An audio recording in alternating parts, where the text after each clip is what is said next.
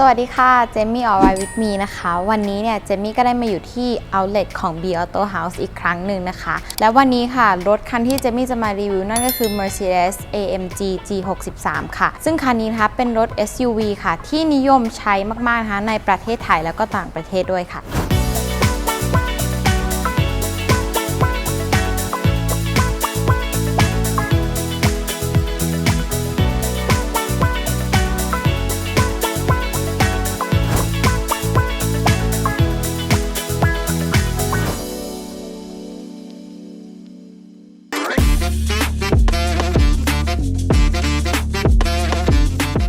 สิ่งที่เจมี่เห็นแล้วคิดว่าคันนี้เนี่ยโดดเด่นมากๆเลยนะคะก็คือสีค่ะสีแดงเจมี่แทบจะไม่เห็น G Class บนถนนเลยที่เป็นสีแดงสีนี้นะคะนั่นก็คือสี Red Metallic ค่ะด้วยความที่รถคันนี้เนี่ยด้านนอกนะคะเป็นสีแดงแล้วก็ด้านในเนี่ยเป็นสีสว่างสีขาวสีเบจเนาะทำให้ตัวรถเนี่ยมาดูโดดเด่นมากๆเลยนะคะแล้วก็ดูสว่างสะอาดตามากๆค่ะจริงๆเจ้าตัว G Class เนี่ยเขาก็จะมี G350 G400 หรือว่าจะเป็น G500 นะคะแต่ว่าสำหรับเจมี่เนี่ยสมรรถนะอันนั้นเนี่ยก็คือถือว่าโอเคแล้วนะคะแต่ว่าพอมาเป็น G63 เนี่ยต้องบอกว่าโอ้โหแรงบิดแรงม้าเนี่ยทุกอย่างเขาให้มามหาศาลมากๆซึ่งเครื่องคันนี้นะคะเป็นเครื่องเบนซิน V8 ค่ะ 4,000 ซีซีนะคะ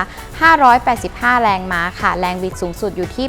850 นิวตันเมตรนะคะทำความเร็ว0 ถึง 100เนี่ยเพียงแค่ 4.5 วินาทีเท่านั้นค่ะและความเร็วสูงสุดของคันนี้นะคะอยู่ที่220 กิโลเมตรต่อชั่วโมงค่ะต้องบอกว่าสมรรถนะขนาดนี้เนี่ยลุยได้ทุกสถานการณ์จริงๆค่ะเดี๋ยวเรามาเริ่มดูจากด้านหน้าของเจ้า G63 มันก่อนเลยนะคะเริ่มจากไฟหน้าเนี่ยก็จะเป็นทรงกลมนะคะซึ่งเป็นเอกลักษณ์ของตัว G Class อยู่แล้วนะคะไม่ว่าจะกี่ยุคสมัยเนี่ย G Class ไฟหน้าก็จะเป็นหน้าตาแบบนี้นะคะแล้วก็ไฟเลี้ยวเนี่ยเขาจะอยู่ตรงนี้ค่ะแล้วในส่วนของคันนี้เนี่ยต้องบอกว่าเป็นในแพ็กเกจนะคะฉะนั้นทริมรอบคันเนี่ยเขาก็จะมาในสี Black High Gloss ค่ะถ้าเป็นไม่ใช่ตัวในแพ็กเกจเนาะเขาก็จะเป็นโครเมียมเฉยๆค่ะและกระจังหน้าของเจ้า G63 AMG ตัวนี้นะคะเขาก็จะเป็นแบบ Radiator Grille นะคะซึ่งจะมีลักษณะเป็นเส้นแนวตั้งนะคะพร้อมกับตัวโลโก้ AMG ติดอยู่ตรงนี้ค่ะโดยรวมของหน้าตาของเจ้า G63 คันนี้นะคะต้องบอกว่าเป็น SUV สายลุยดูดุนะคะทุกคนจะสังเกตได้นะคะว่าตัวพื้นกับตัวกันชนเนี่ยมีระยะห่างกันค่อนข้างมากเราขับไปไหนต้องลุยในสถานการณ์ไหนต่างๆเนี่ยเราก็ไม่ต้องเป็นห่วงเลยครับเจ้าตัว G63 ตัวนี้เนี่ยสามารถลุยได้ทุกสถานการณ์ค่ะมาในส่วนของด้านข้างนะคะทุกคนจะเห็นได้ว่าโป่งล้อเนี่ยมีขนาดใหญ่มากๆนะคะซึ่งโป่งล้อคันนี้มีขนาดใหญ่กว่ารุ่น Standard นะคะเพราะคันนี้เนี่ยเป็น G63 ค่ะเขาต้องรับกับตัวล้อที่มีขนาดใหญ่ถึง22 นิ้วเป็นล้อ Ford นะคะพร้อมกับชุดเบรกแบบ AMG นะคะแล้วก็ตัวแม็กเนี่ยเป็นสีดำด้านนะคะแล้วก็รอบๆเนี่ยเขาก็จะเป็นสีเงินด้านค่ะในส่วนของท่อของเจ้า G63 นะคะเขาก็จะมาอยู่ข้างๆค่ะตรงข้างล่างบันไดนะคะแต่ว่าถ้าเป็นตัว Standard เนี่ยเขาก็จะอยู่ด้านท้ายของรถค่ะจะมีลักษณะเป็นท่อวงลีนะคะแล้วก็เป็นท่อคู่ซ้ายขวาเลยค่ะเอมเบมตัว G63 เนี่ยเขาก็จะเขียนไว้อยู่ตรงท้ายรถนะคะแล้วก็นี่ค่ะล้ออะไหล่ที่เป็นเอกลักษณ์ของเจ้า G Class เลยค่ะเดี๋ยวเรามาลองเปิดฝาท้ายกันดีกว่านะคะแต่ว่าอย่างแรกเลยที่เจมี่อยากให้ทุกคนดูเนี่ยก็คือการเปิดรถของคันนี้นะคะเขาจะเป็นปุ่มกดค่ะอาจจะดูไม่ได้ทันสมัยมากนะคะแต่ว่าจริงๆแล้วแข็งแรงมากๆเลยค่ะการเปิดเนี่ยก็จะไม่เหมือนกับรถ SUV คันไหนเลยนะคะเพราะว่าเขาเปิดออกมาจากข้างๆค่ะไม่ได้เปิดเข้ากับตัวเรานะคะแล้วก็ด้านในเนี่ยมีขนาดค่อนข้างกว้างอยู่เลยทีเดียวนะคะแล้วก็จะมีตัวที่บังสายตาให้ด้วยค่ะ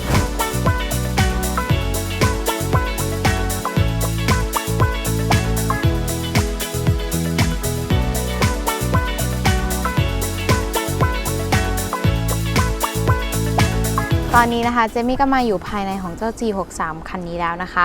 คันนี้เนี่ยได้เลือกสีภายในมาอย่างที่เจมี่ได้บอกไปต้นคลิปนะคะก็คือเป็นสี Macchiato Beige นะคะกับสี Espresso Brown ค่ะตัดกันนะคะแล้วก็คันนี้เนี่ยมันคือ SUV สายลุยนะคะเขาก็จะมีที่จับด้ามจับแบบนี้นะคะไม่ว่าจะอยู่ข้างๆหรือว่าอยู่ข้างหน้าตรงเบาะผู้โดยสารก็ตามค่ะคันนี้นะคะก็จะเป็นพวงมาลัย3ก้านแบบ AMG นะคะเป็น Multi Function ค่ะแล้วก็สามารถปรับโหมดได้ค่ะเขาก็จะมีโหมด Slippery นะคะโหมด Individual โหมด Comfort โหมด Sport แล้วก็โหมด Sport Plus ค่ะแล้วก็ตรงนี้เนี่ยก็สามารถปรับท่อได้ on off นะคะแล้วก็จอ Entertain เนี่ยเขาก็จะอยู่ตรงกลางนะคะ ามารถปรับ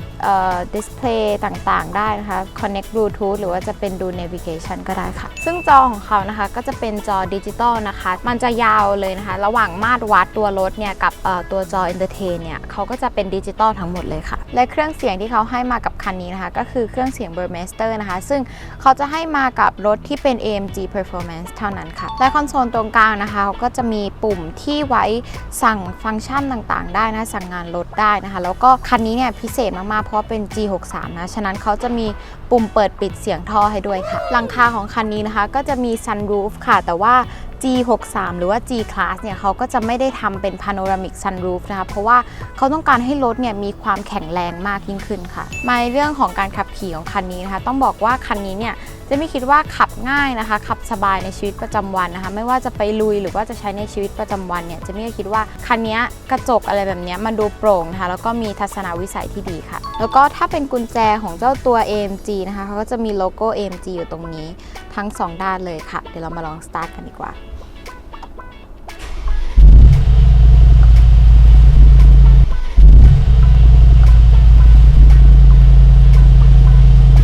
ตอนนี้นะคะเจมี่ก็มาอยู่ตรงเบาะนั่งผู้โดยสารด้านหลังแล้วนะคะเขาก็จะมีแอร์มาให้สำหรับเบาะนั่งผู้โดยสารด้านหลังนะคะแล้วก็ขอบประตูเนี่ยเขาก็จะมีแอมเบียนไลท์มาให้รอบคันเลยนะคะก็คือ AMG หรือว่าจะเป็นรถ Benz เนี่ยขึ้นชื่อเรื่องแอมเบียนไลท์อยู่แล้วนะคะก็สามารถปรับสีได้ตามใจชอบเลยค่ะแล้วก็ Headroom กับ Legroom เนี่ยก็ไม่ได้เล็กขนาดนั้นนะคะแต่ว่าก็มีขนาดที่เท่ากับ SUV รถคันอื่นค่ะเป็นยังไงกันบ้างคะทุกคนกับเจ้า G63 คันนี้นะคะเจมี่เนี่ยคิดว่าคันนี้เป็น SUV ที่เท่มากๆเลยนะคะสามารถลุยได้ทุกถนนนะคะแล้วก็ลุยได้ทุกสถานการณ์เลยค่ะคันนี้นะคะเป็นสีพิเศษนะคะแล้วก็เป็น AMG ด้วยนะคะคันนี้เนี่ยสนนราคาอยู่ที่19 ล้านบาทค่ะสำหรับใครที่สนใจนะคะสามารถติดต่อได้ทาง B Auto House ทุกช่องทางเลยค่ะสำหรับวันนี้เจมี่ขอลาไปก่อนฝากกดไลค์กดแชร์กด Subscribe แล้วก็กดกระดิ่งเพื่อไม่พลาดคลิปใหม่ๆด้วยนะคะสวัสดีค่ะ